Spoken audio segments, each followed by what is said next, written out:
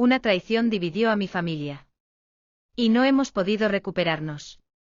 Nunca pensé que la persona en la que más confiábamos sería quien destruiría todo. Cada comida familiar, cada risa compartida, todo quedó reducido a cenizas en un instante. Y lo peor es que aún no puedo decidir qué duele más, el acto en sí o las verdades que salieron a la luz después.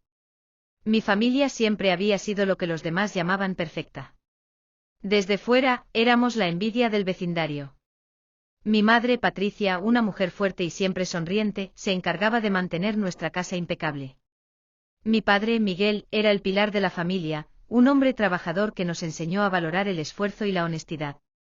Y luego estábamos nosotros, mis hermanos y yo, Laura, la mayor, quien parecía tener la vida resuelta, Jaime, el bromista que siempre encontraba la forma de hacer reír a todos, y yo, Clara, la más joven, quien siempre observaba y absorbía todo desde las sombras.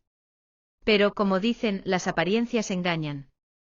Lo que parecía perfecto estaba construido sobre secretos. Y un día, esos secretos explotaron. Todo comenzó durante una de nuestras cenas familiares, aquellas que eran sagradas. Los domingos por la tarde nos reuníamos en la vieja casa que mis abuelos habían dejado a mis padres. Esa casa siempre olía a especias y madera antigua, y estaba llena de fotografías que contaban la historia de generaciones. Esa noche en particular, el ambiente estaba cargado, aunque no entendía por qué.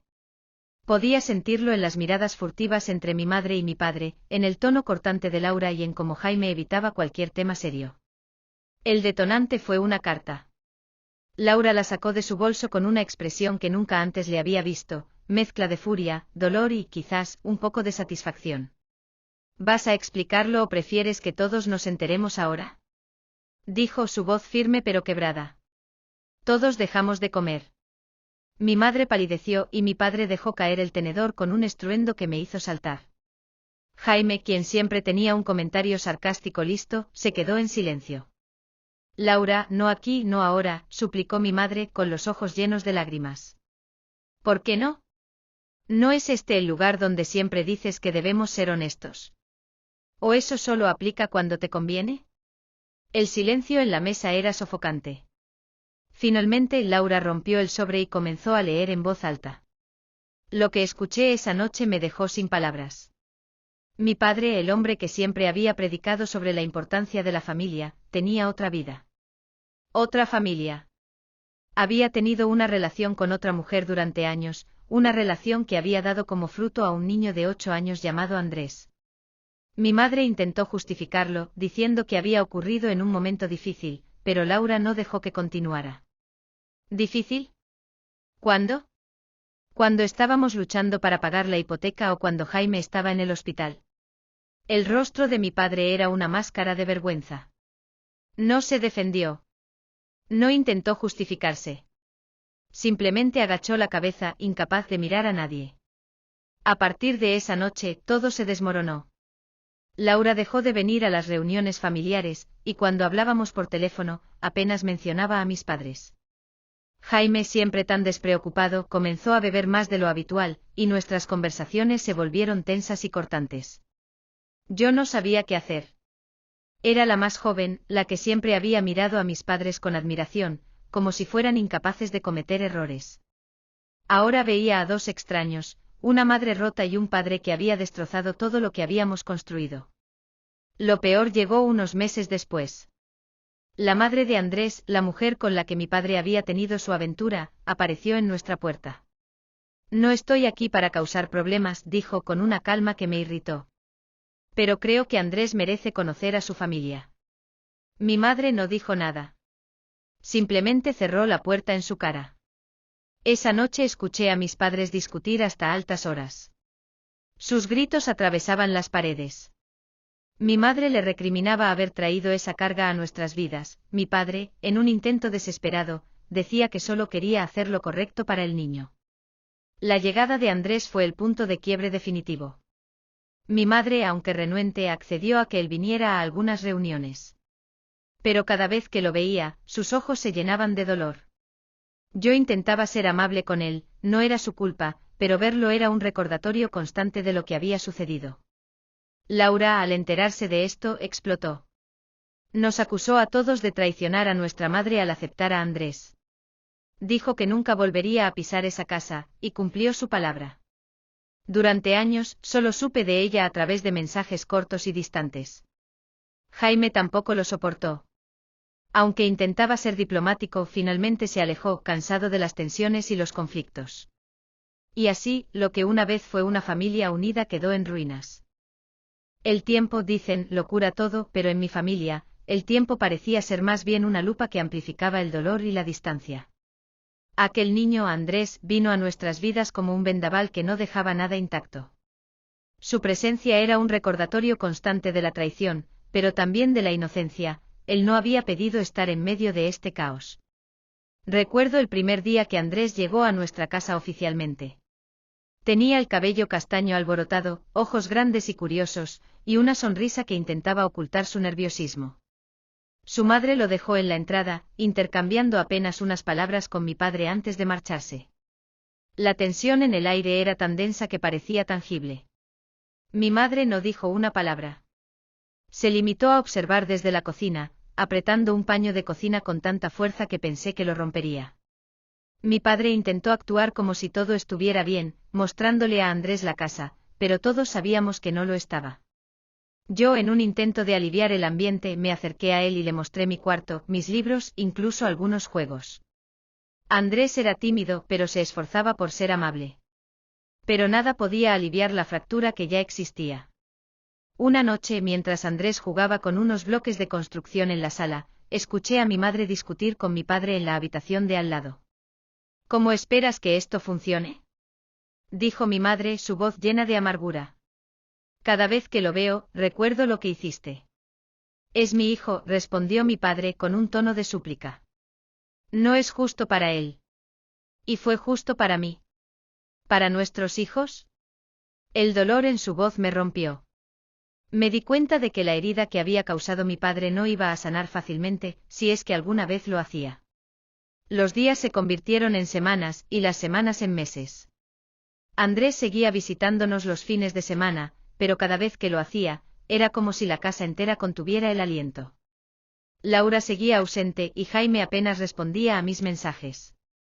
Mis padres intentaron mantener las apariencias, pero los silencios incómodos y las miradas llenas de resentimiento hablaban más que cualquier palabra. Un día, finalmente reuní el valor para hablar con mi madre sobre todo lo que estaba pasando. Mamá, ¿por qué dejas que Andrés venga si te hace tanto daño?, le pregunté una noche mientras lavábamos los platos juntas. Ella suspiró profundamente, dejando el plato que tenía en las manos en el fregadero. Porque no es su culpa, Clara. Él no pidió esto. Pero cada vez que lo veo, es como si todo volviera a mí. No sé cómo superarlo. Ese fue el momento en que me di cuenta de que mi madre estaba atrapada en una batalla consigo misma. Amaba a mi padre, pero también lo odiaba por lo que había hecho.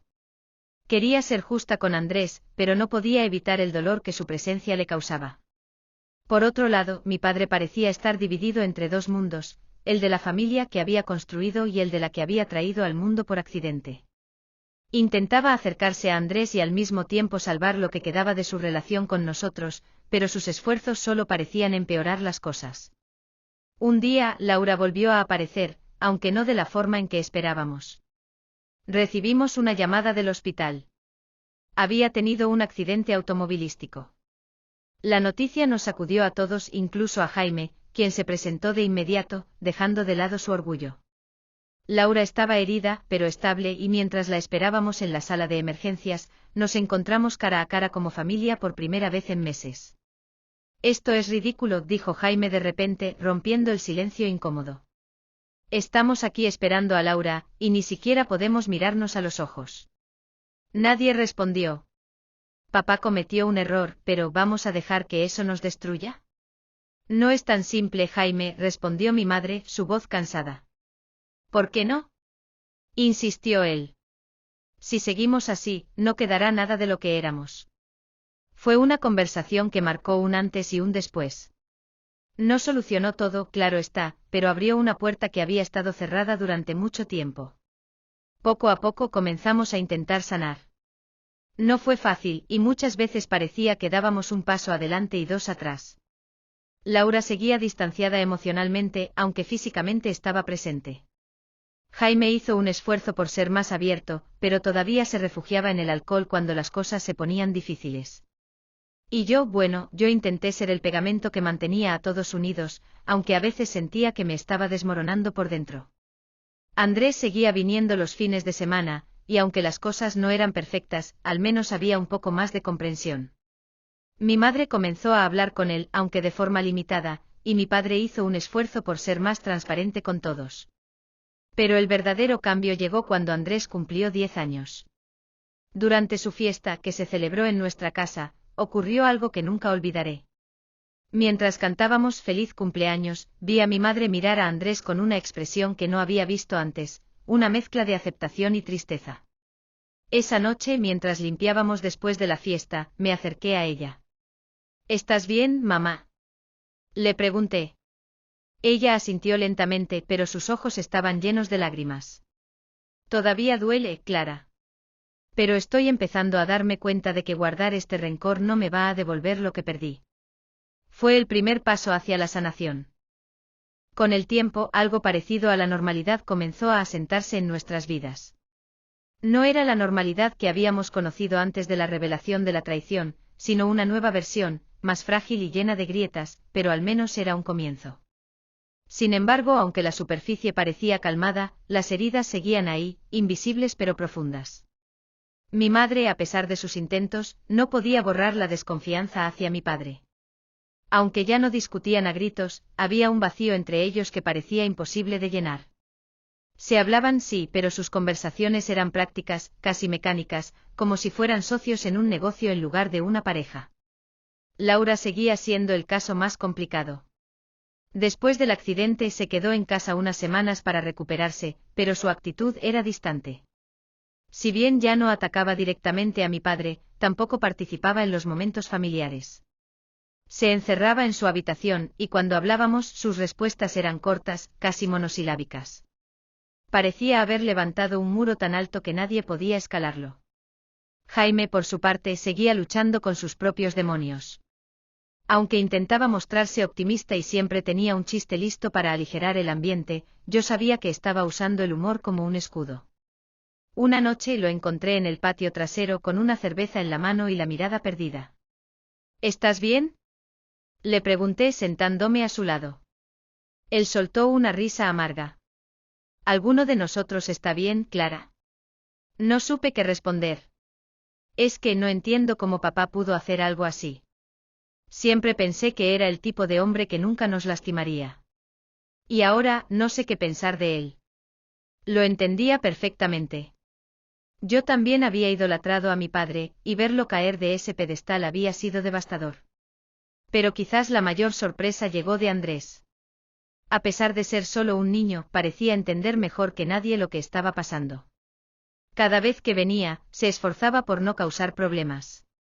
Siempre era educado, amable y, aunque tímido, intentaba conectar con nosotros. Una tarde, mientras jugábamos en el jardín, me dijo algo que me dejó sin palabras. Sé que no quieren que esté aquí, dijo de repente mirando al suelo.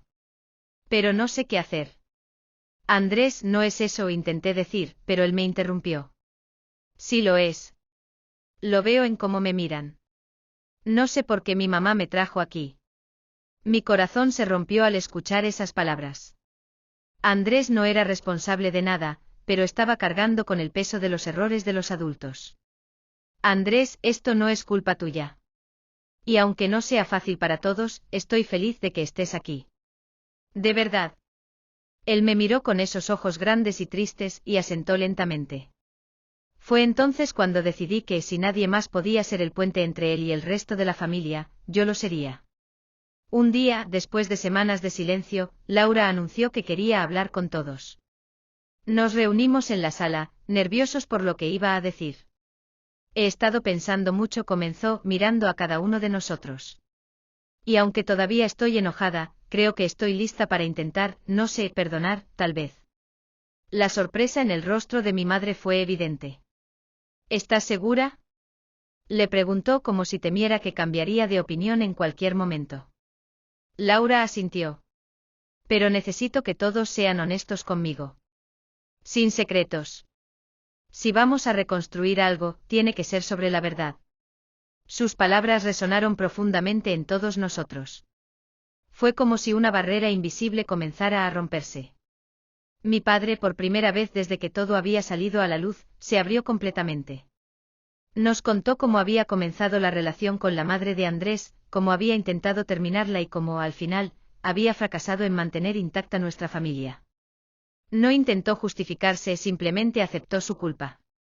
Mi madre también habló, esta vez sobre cómo se sentía atrapada entre el amor que aún le tenía a mi padre y el dolor de su traición.